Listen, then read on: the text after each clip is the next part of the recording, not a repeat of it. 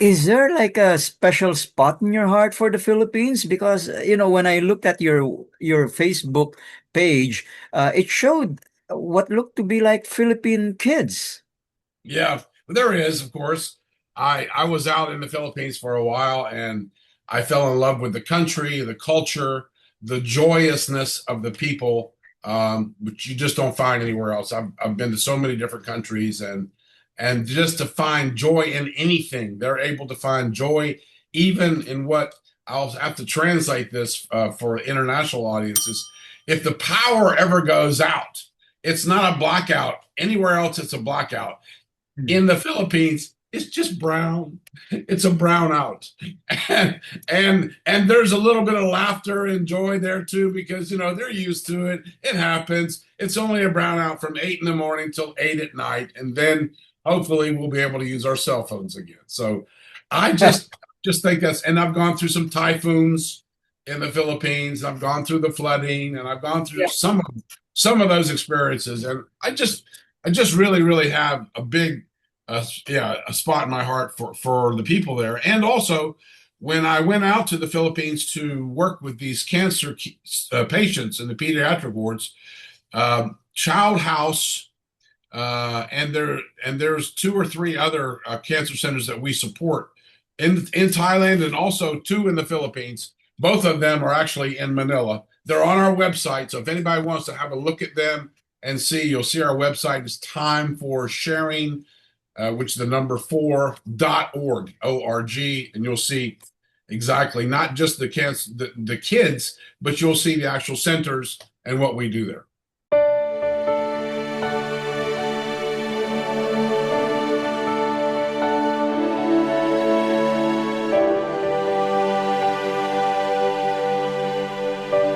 Good day. Welcome to the Leader's Edge. Today, I'm your host, Dino Santos, and it's season 20, episode 11.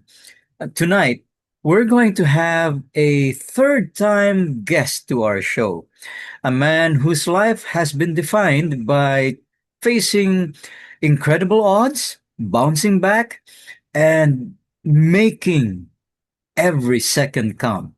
Let's all welcome MJ Tolan. MJ, could you introduce yourself a little bit more? Well, first of all, thank you so much. It's an honor to be here on your show again. My best regards also to Dina Lumos, who I have great affection for, who's the leader of your organization. I just want to say this to everyone. I'm very blessed to be here. I'm a two-time cancer survivor. As a result of that, my last surgery, I gave a prayer up, and my prayer up was, Lord, if you get me out of this.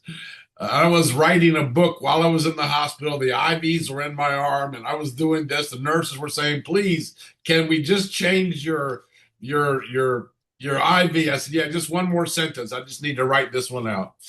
And I was basically using that to dig myself out of a hole. And I knew that was all part of my survival. So I made a pledge that if I got out of there alive, dear Lord, I promise to go to the Philippines.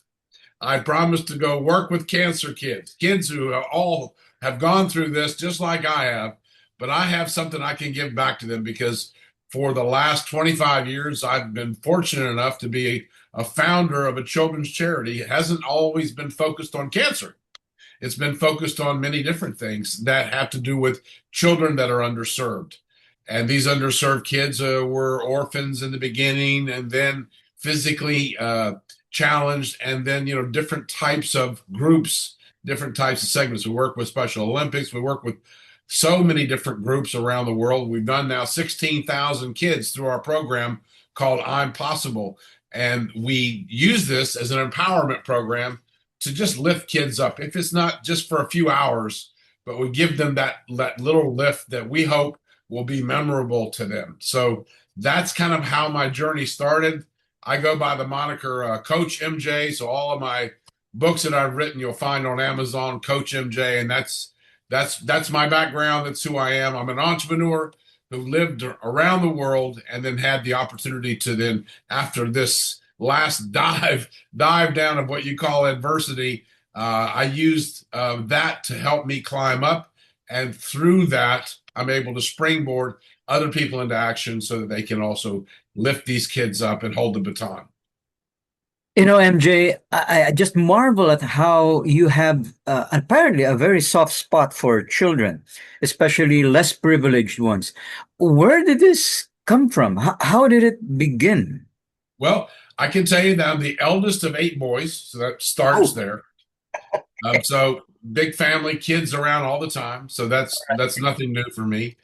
But mm, then when I and my wife were trying to have our own family, oh, year after year, we kept getting setbacks and disappointments, and to the point where she had lost 3 children, 3 babies, through miscarriages after her fourth or fifth month. So it was really taking a toll, and we gone to doctors all over the world, China and America, Middle East. So we just didn't really think that we had a chance. And she was starting to take me around, getting me to the idea of taking, maybe going to an orphanage and doing adoption. oh, So I that got. was pretty much our path. That was what we were headed for our last year. And then the doctor called me and said, "You're going to have twins." Oh, And oh no. it was a telephone call. It wasn't a video call. So I was only able to say, "You better be telling the truth." So, in celebration, well, we both agreed that we were going to do something just to give back a little bit. So, I was in Prague in the Czech Republic, and I had offices there. And so, I just asked my team, I said, "Is there any way we can contact some orphanages around here?" And they said, "Yeah, okay." So, within a matter of a few days, because my kids were due to be born on the 14th of November, they had a schedule already. So, Wow. that was the schedule. So we set up a deal where we were able to pick up 37 children from the Prague Zoo, so from orphanages, and take them to the Prague Zoo. And Okay. what was there waiting for us? Well, we had already decided to adopt a kangaroo. And the reason for this animal was that, first of all, a kangaroo always has a pouch, has room for another child in the front.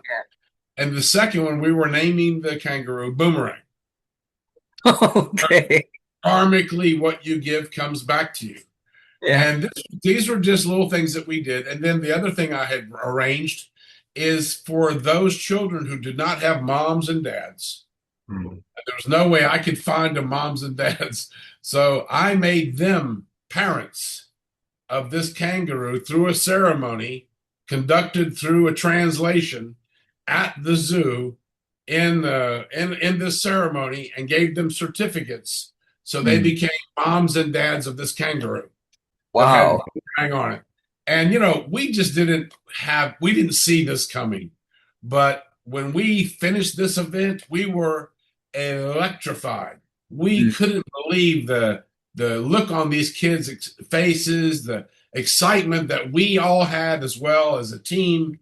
And there was just no stopping us. So from that day onwards, I think, we never planned to do 2 events. I think we did 2 or 3 in the next couple of months, and then throughout the next 4 or 5 years, we did a whole bunch. I mean, we worked with all kinds of agencies and in different countries. So today we have done our Mission Impossible events for 16,000 children in so many countries around the world. And it's just been a real passion and a joy for us. We weren't fundraisers, we were FUN raisers.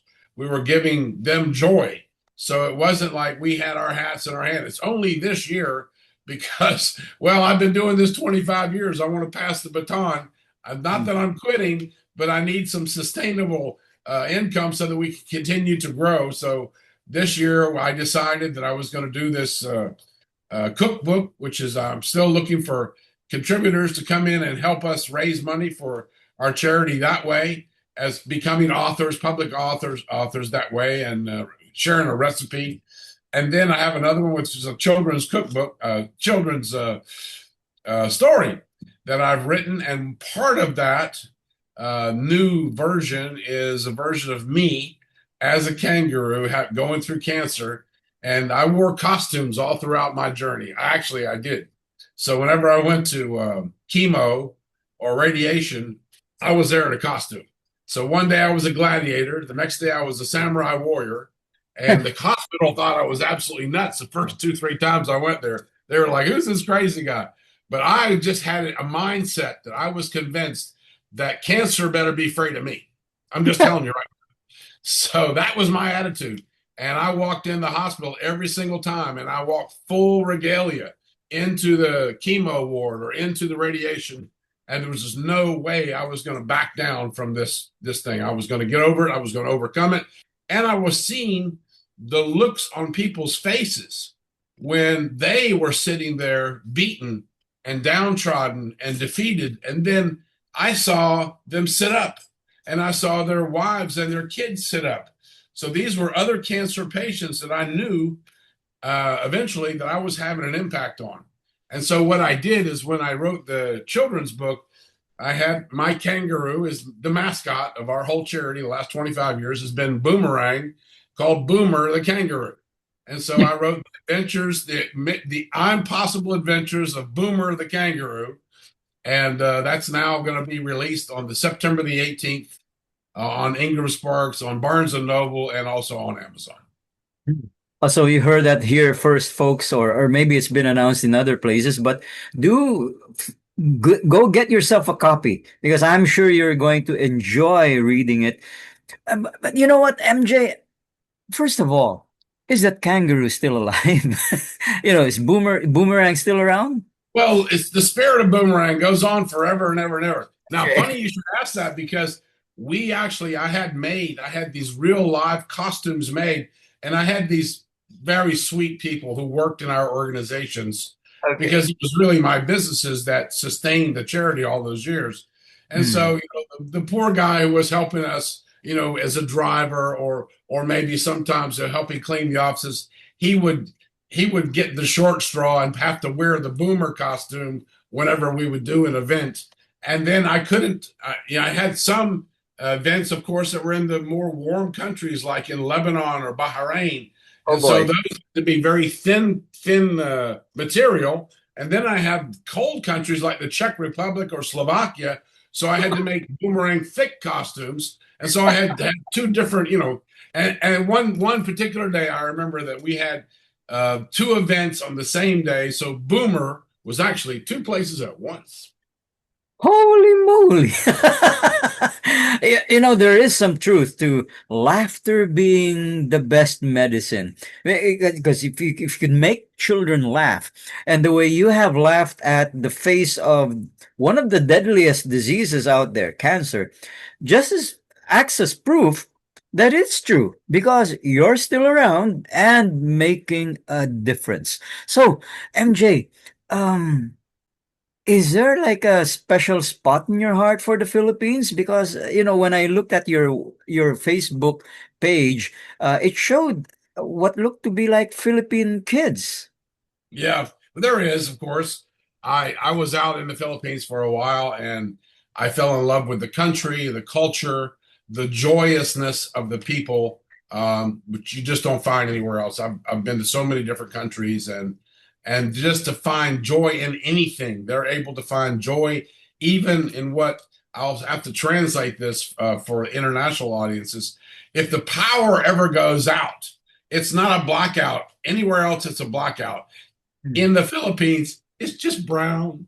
It's a brownout, and there's a little bit of laughter and joy there too because they're used to it. It happens. It's only a brownout from 8 in the morning till 8 at night, and then hopefully we'll be able to use our cell phones again. So I just think that's. And I've gone through some typhoons in the Philippines. I've gone through the flooding, and I've gone through some of those experiences, and I just really have a big a spot in my heart for the people there. And also, when I went out to the Philippines to work with these cancer patients in the pediatric wards, Child House, and there's two or three other cancer centers that we support in Thailand and also two in the Philippines. Both of them are actually in Manila. They're on our website, so if anybody wants to have a look at them and see, you'll see our website is Time for Sharing, which is the number 4.org, O-R-G, and you'll see exactly not just the kids, but you'll see the actual centers and what we do there. And I'm their So, big brother. oh, you're the brick. Oh, okay. Um, you know, eight brothers, eight members of the family must have meant that you had to be really, really fast when your mom said, "Hey, it's dinner time." Because if you were slow, you'd probably miss. You'd probably miss dinner. There's no Um, doubt. There's no doubt about it. And you had to have good elbows. oh, So you're reaching for a piece of chicken and yeah. hitting the other elbow. So That's an old trick. MJ, you remind me an awful lot of Patch Adams, the doctor who figured out that he needed to make his patients learn how to laugh, learn how to be happy, so that they could deal with what was troubling them, whether it was cancer or any other kind of illness. Um, when did you first discover that laughing at the face of adversity or pain was something that really worked? How early? I'm sure you started doing that even before you had cancer. Yeah, I think probably as a child living in a big family, with the different emotional dynamics that go on in a big family, you all obviously want to calm things down with a little bit of humor, a little bit of laughter. So that I probably picked that up along the way. And I don't really say I want to make this perfectly clear. When I was wearing those costumes, I wasn't laughing. I'm looking at it now in humorous laughter or a grin or an all-knowing kind of thing. But in the beginning, I was afraid because you go to bed and you got this mortal sentence on you, Yeah. and there's when they tell you you might not make it, and we're Mm, not sure that this is going to work, and we can't give you any guarantees, and you're thinking, gosh, did I run out of time? Gosh, mm, did I really mess up? Gosh, I could have done this, I could have done that, and you start reliving all the chapters of your life, and you're thinking, so of course I want to make sure that your audience knows that I wasn't just looking at this, and from a purely comical point of view. There was some deep, dark days where I was very much alone, and I couldn't share that loneliness with anyone because I did not want to give that any power over me. So I mm. felt if I spoke it into the universe, it would only amplify it. And I knew that being a trainer already and being a motivator already, I knew I had to hire the best motivational coach I could find, and the one that had the best price was me. Oh, So okay. that's what I did. I just used all my stuff against that and fought it the best way that I could. And then finally got a grip. But after I beat it for about a year, it came back. And when it did, I told my son, I said, hang on a second. In round one, I called it round one. In round one, I wrote a book called Dare to Be Me Through Cancer with Other Cancer Survivors. That's on Amazon. And it's got the pictures of me and the costumes, and so you can see that's documented. Mm, And so I bought the costumes. So I said to my son, well, in round one, we wrote a book and we still have the costumes. okay. So that's good. I said, but what we're going to do this round is something different. He says, what are we going to do? I said, we're going to go to comedy clubs and we're really going to laugh it up. So I'd never done stand-up comedy before, and I have to say right now, even though I tried, I can't really say I've ever done it. That means was I a success? I don't know, but I had to get out there and just put it out there. So that's what I did the next round, and it was a lot of fun. And I had surgery, and I was carrying an ostomy bag and hiding that under my clothes so nobody would know that I had that situation, and nobody in my team knew that. And when I stood on stage one night and this bag started making a noises of its own like it was full, and I was 100 feet above the audience, Oh and they boy. had I just cracked a joke, and then I felt it moving. I said, oh my God, the blankety blank is getting ready to hit the fans. Ah, So at that moment, my eyes kind of you can see that I had deer like lights in the deer's eyes, and I just lost myself for about 3 seconds. Then I got my composure back, remembered part of my lines and finished up, and it was hilarious. And guess Uh, what? We got through that one too. So yes, at the end, why not have the last laugh? well, I would have wanted to have been there in that audience to watch you crack us all up. Yeah. And, and the thing is, nobody in the audience knew anything about my story or anything about what I was going through, and certainly had no idea what was underneath my jacket. MJ, your story reflects the story that shared by one of our other guests, Douglas Brinker, who counsels former servicemen who are prone to suicidal thoughts. And I recall when I interviewed him, and he's been on our show I think 4 times already. He also said that the key to lifting your spirits up is by forgetting about yourself and thinking about the other person, trying to make somebody else who's likely more miserable happy. Because when you do that, you make yourself happy as well. Would you say that part of your motivation, or a big part of your motivation in helping children smile and laugh, is just that, because of the reciprocity of the process? I can tell you that in the activities that we have done, that I've been blessed to have been able to do, from the first event to 137th event in Ooh. whatever country that they were in, I can tell you that it is the most joyous activity I've ever been involved in. Absolutely, beyond a shadow of a doubt. And if there was a benefactor out there, if there was a big donor out there somewhere and they said, okay, MJ, how do you want to spend the rest of your days? Would you like to be doing just this? I'd say, sign me up. That's exactly, I'd love to do it. So this year we've expanded. We've decided that we're going to open up chapters with the help of other people, of course. So we now have a new ambassador in India. We have a new ambassador officially now in the Philippines.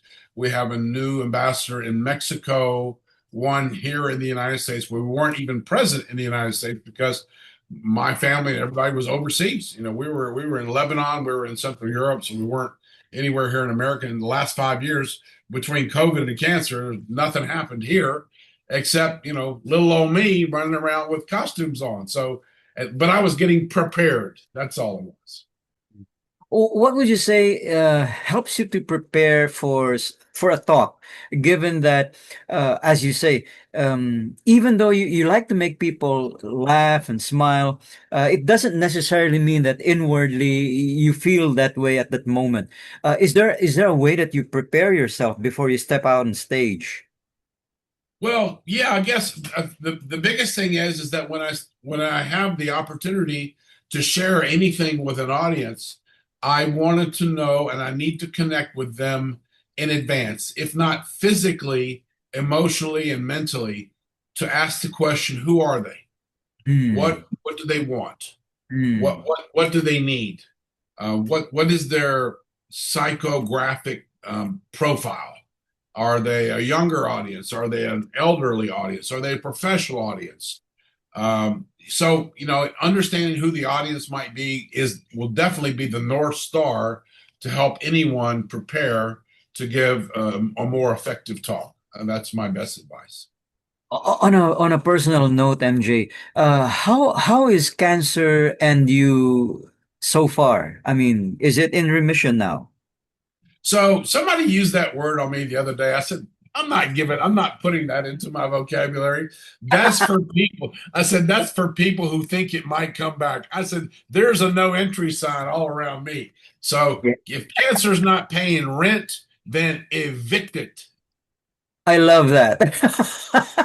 What, and if all of you are listening to this and you've gotten this far in this interview, do heed MJ's words, because mindset is a powerful thing. The Navy SEALs do have the only easy day was yesterday.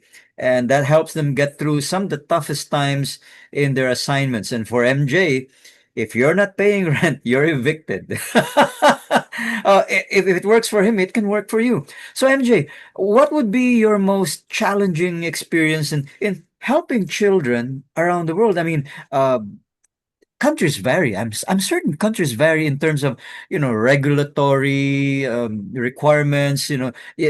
Setting up a foundation or setting up an organization to help less fortunate children is probably easier in some places and less easier in some. Would you say that is true, or is it generally supported anywhere you go? So you're right. I mean, there are regulatory agencies in different countries, and they make it very difficult for you to navigate and to move. So what we've done, and I've adopted this, I probably took the ideas from other organizations. What we've done is we've kind of come up with a global friendship committee. So that means that we have a registered charity in the nation of Lebanon. It's been there, it's under the finance ministry. We're not really big fundraisers, FUND. We've been more FUN, raising fund for kids that matter, not funds. But because I've written this children's book and I want that to raise money for kids, and that, the royalties will go directly to that. I'm also now asking these ambassadors who are in these different countries, they're basically there as a person who lives in that country, who is a friend of timeforsharing.org. And as a friend, they will go out and they will create a small event, 10, 20, 30 kids, whatever it is. They'll try to find a local sponsor to pay for all the things that need to be paid for. And that's only like lunch or some hats, right? Or some gift bags, just to have 2, 3 hours of fun. But here's what the way I look at it is, the more times we can do this, not only in the Philippines, but also in other countries, and the more people who listen to this broadcast today, and they get a little tickled, and they go, gosh, maybe I can do that. Get in touch with us, because listen, the more candles that are out there, the bigger the candelabra is. And the bigger the candelabra is, we can light up the world. So, come out and join us, be our friend. MJ, I don't know if you've heard that, but in the Philippines, we have the longest Christmas season. The Eh, bear months. yeah, we just started September, and Jose Marie Chan has entered the picture again, singing Christmas carols. Would you find that sometimes you put on a Santa costume to have kids have fun? Are you kidding me? September the 16th, I was in Malati, in outside of Manila, in the Children's Cancer Center, in the heat. I had no idea how hot it was going to be, especially with a Santa costume on. But yes, I did that. I've done it, of course. That's me, Papa Noel. So yeah, No. check out our website. You'll see a couple of cute little videos there. And I'm definitely I'm quintessentially Santa. That's me. Mm. You said earlier that you had twins. Are they fully grown now? The charity started one day before they were born. So we did the event in Prague on November 13th, the year 2000. I got on a plane that night. I flew to Lebanon. They were born in the morning. That's when I passed out. Watching them with a camera. Oh, that's too much information. And they are now going to be 25 years old. God bless them. They'll be 25 years old in here in November. So it's a real big blessing of our lives. Yeah. Did they catch your enthusiasm for the thing that you do for children? Well, I can say that when they were younger, and a lot less distracted by social media and cell phones, yeah, they were coming to marathon events where we were all handing out water to the runners, or Wow. when some of the kids events.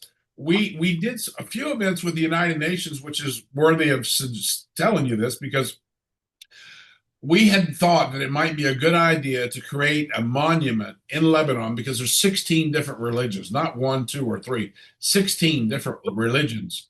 And I can't name them all, but I do know this. My wife decided to create a statue and commission a sculptor so that we could put the symbol of Lebanon is a cedar tree, and that's mentioned in the Bible many times.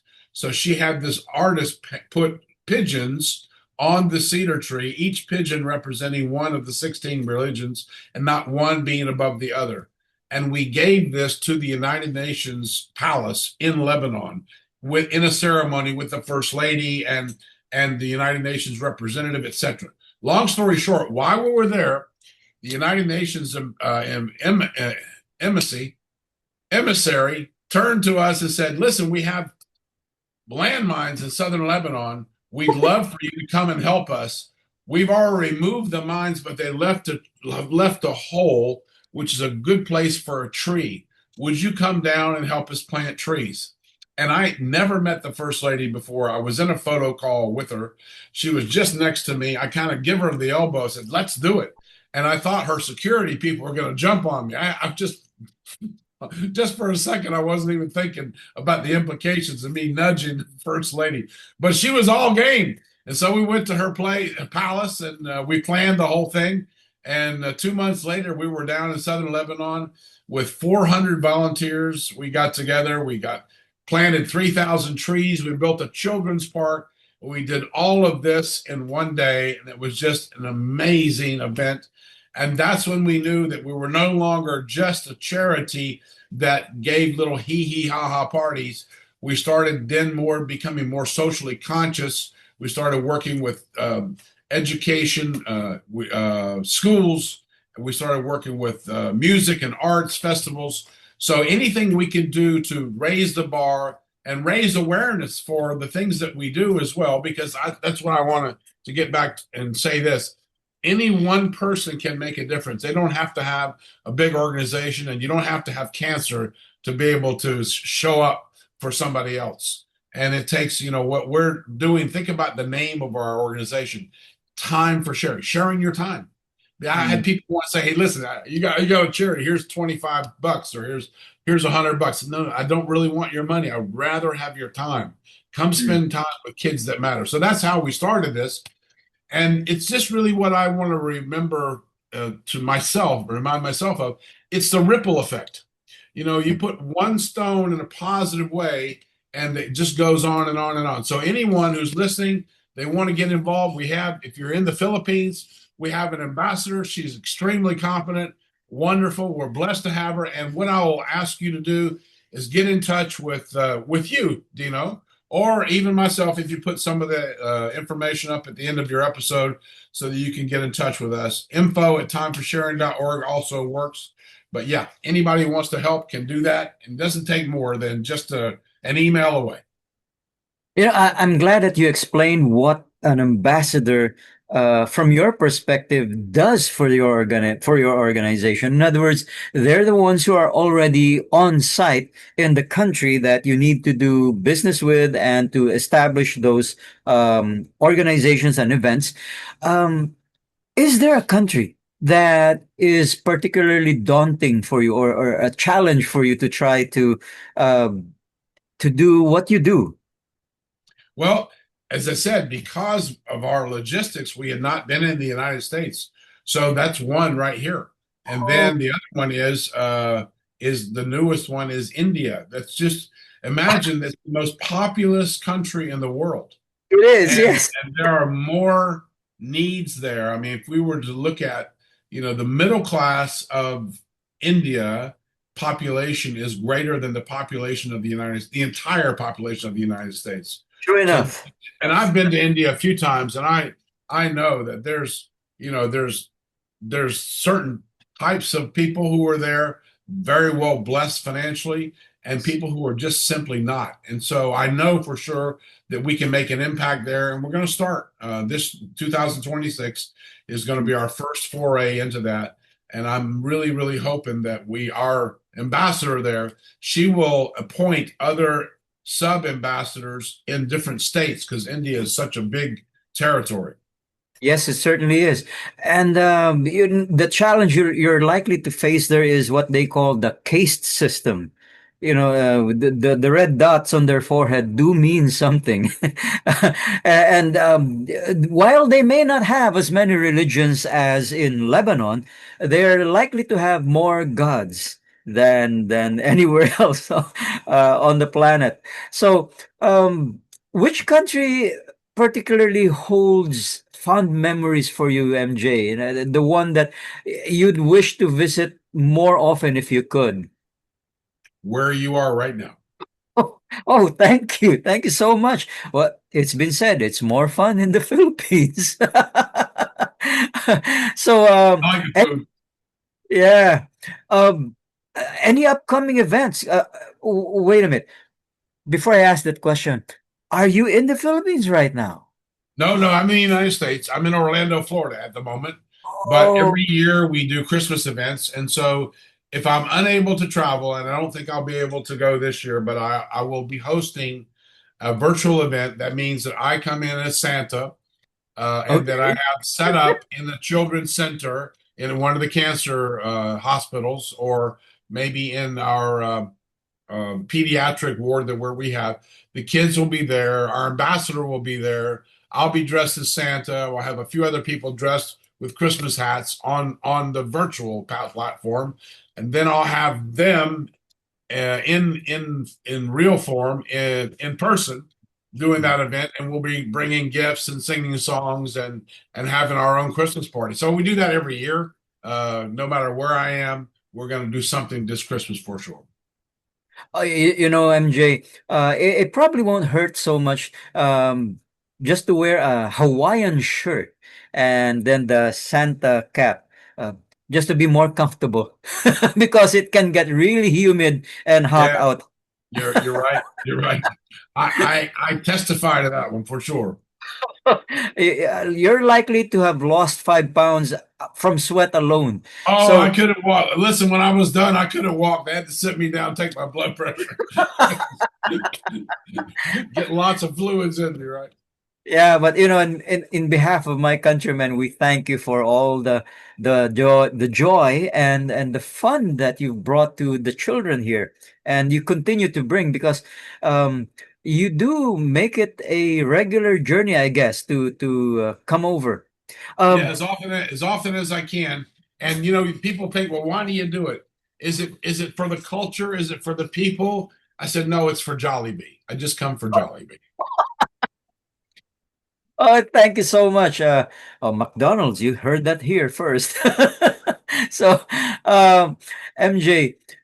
If there's somebody who inspired you to go on this journey, anybody you could shout out and give credit to for helping you have this really unique mindset. I think my mother. My mother was an extraordinary woman, raising 8 children, eight sons. And even though after she and my dad split up, she ended up being a secular nun, lived in Oh, India herself, and worked with Mother Teresa. And I reunited with her about 20 years later. So those kinds of that type of infusion, they say that, when a zebra is born, he looks up and he sees the print, and that's imprinted in his psyche forever.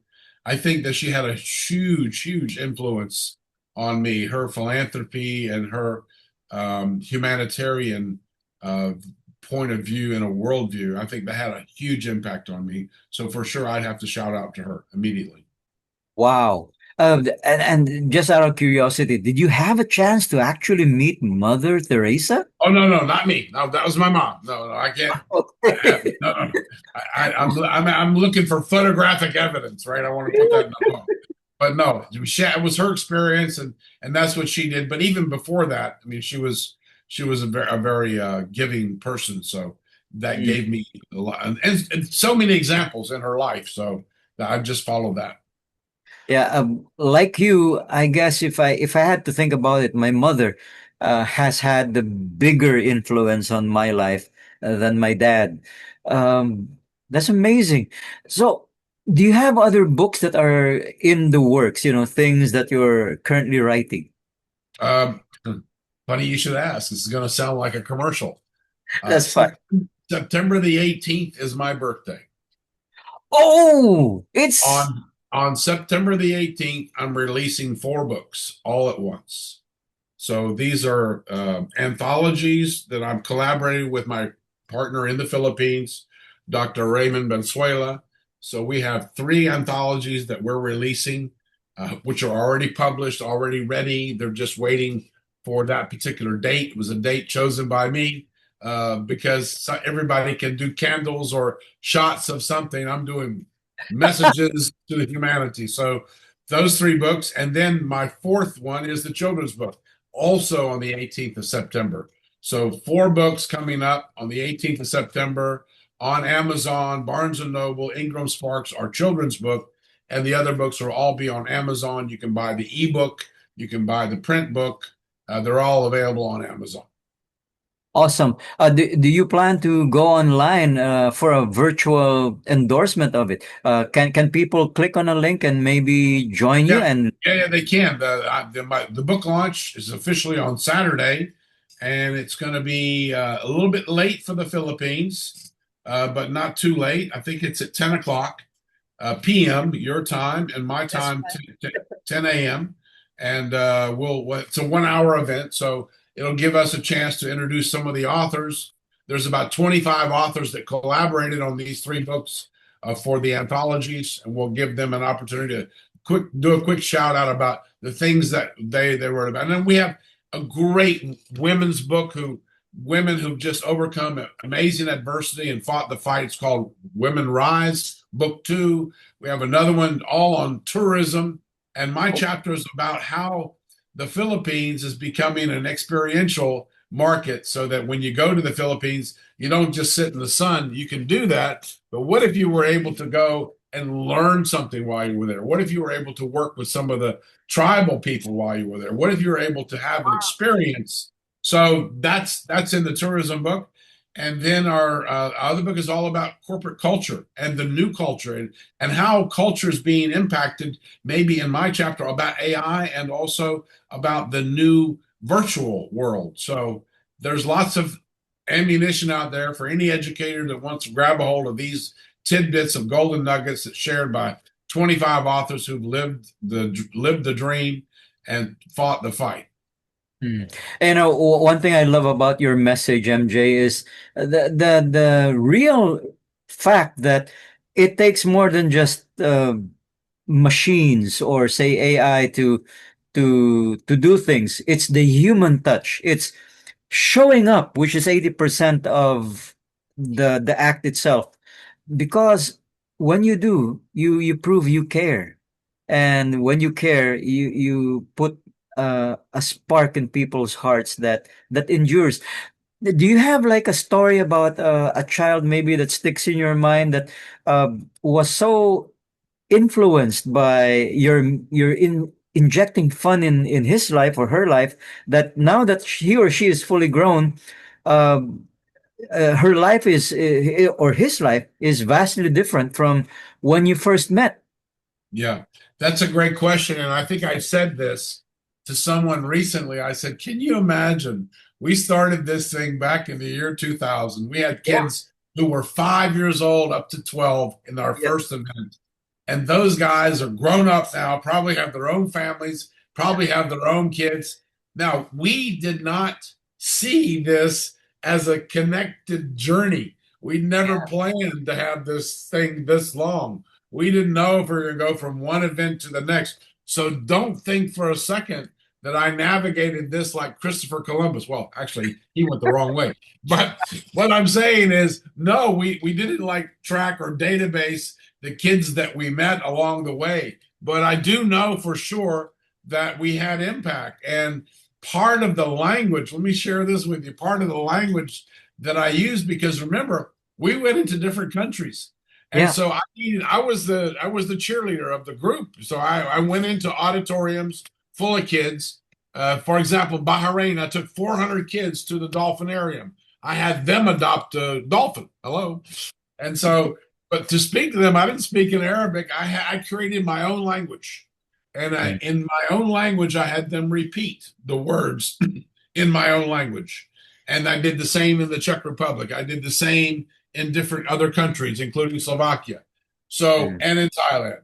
So I used these words, and then I've now put these words into Boomer, who was the character in my children's book, and they're now magical words that kids could say when they want to get help from Boomer, when they want the superhero to find the superhero within themselves, all they need to do is say those magic words. So it's gone 360.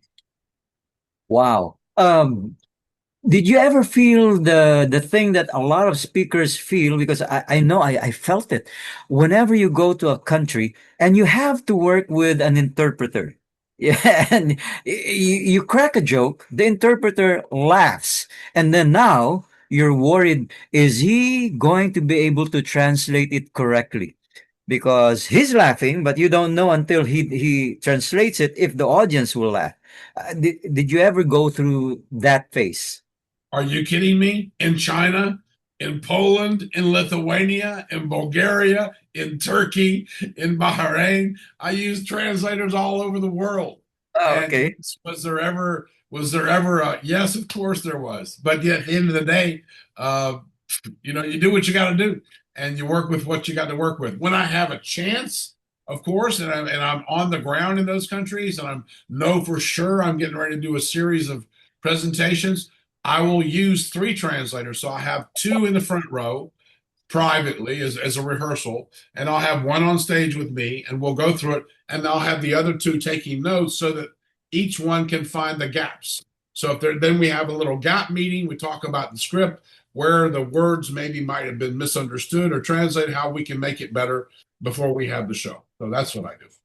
You know what? I wish I had you with me when I was teaching in Indonesia a decade or so back, because I worked with a translator, and he kept laughing every time I cracked a joke. He was in stitches.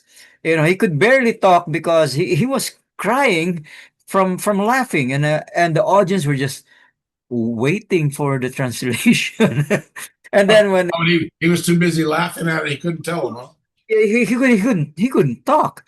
So when Huh? he finally did talk, and then the audience all cracked up laughing as well, I said, you know what? I will make it a point to reward you for a job well done. And so that's how I got him, in his own words, the biggest selection of neckties he'd ever had in his whole life. Because I took him to the mall and I said, pick whatever you want, you can have it. So, MJ, any thoughts you'd like to leave people who may want to share your advocacy for making children have these wonderful, these glorious memories, so that when they grow up, uh, they become better for it. Yeah, I think, what I've shared so far is just to kind of lead people to the idea that one person can do a lot more than you think. You don't need to have a big organization. Think about this. Let's say you wake up, you're not feeling so good. You go to the grocery store. If you can make the person who's at the counter, who's not really having a great day either, if you can make them feel better about themselves, make them laugh, make them giggle, don't you feel better?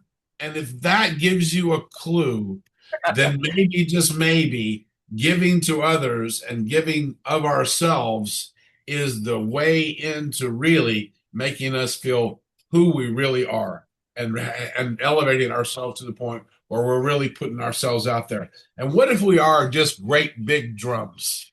What if we are just these big drum, boom, boom, boom, boom, boom? Well, get out there and make some noise, make something happen, because nothing's going to move until you start moving it.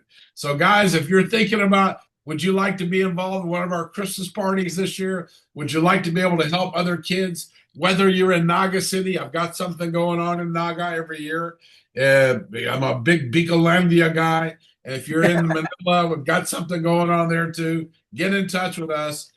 Come into our virtual event, whether for the book launch on the 20th of September, and see me also. I'm on Facebook. You'll see me, MJ Tolan, on Facebook. You'll also see here, you see the United Authors of the World.